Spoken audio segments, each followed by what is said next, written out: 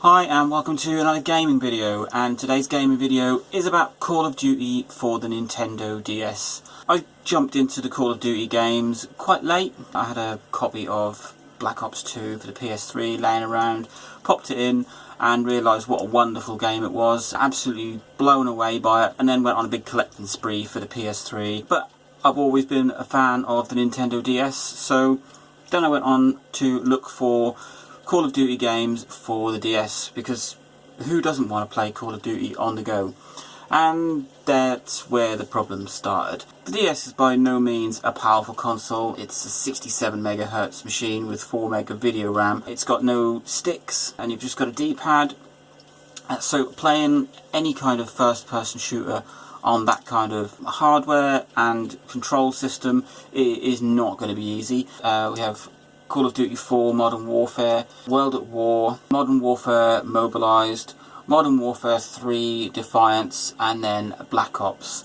And all of the games played the same, they all looked roughly the same. There isn't a lot of option when you're trying to create that kind of game for DS hardware.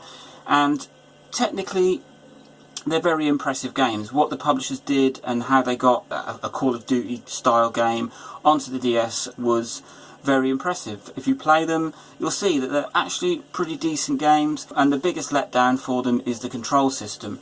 Because they've got no sticks and they've just got one D-pad, the only other option was to use your stylus to act as your kind of look around button, and trying to play a game and use a stylus to look around really wasn't the best option. If you were left-handed, that made it even worse, because I'm left-handed, and playing DS games whilst having to use a stylus in your right hand, it really didn't work very well. But they're not awful games, you can play them, and like I say, they're very technically impressive, but don't expect a home console experience. The DS is not the only portable console to feature Call of Duty games. There was Call of Duty Roads to Victory for the PSP, which played quite well. At least you had a stick for that. It was more playable than DS versions. And you've got Black Ops Declassified on the Vita, which control wise was fantastic. You had your twin sticks, you had your shoulder buttons, as close to a full-on home console experience as you can,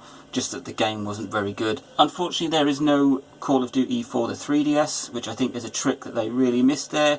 Of course you can play the DS games on the 3DS, but you're limited to how they were supposed to be played on the original DSi. Whereas if they'd have really thought about it and perhaps brought out a new Call of Duty for the 3DS, taking advantage of the 3D or just the additional hardware, the little stick thing, it could have been a better game. But the 3DS still is just a higher performing DS, stuck with the same kind of limitations. So I'm kind of caught between them really. Technically they're impressive games to get that style of game running on such low hardware, but it really was the control systems that let them down. Let me know what you think. Have you played through Call of Duty on the DS? Do you like them? Are you a fan of the looking around with the stylus control system?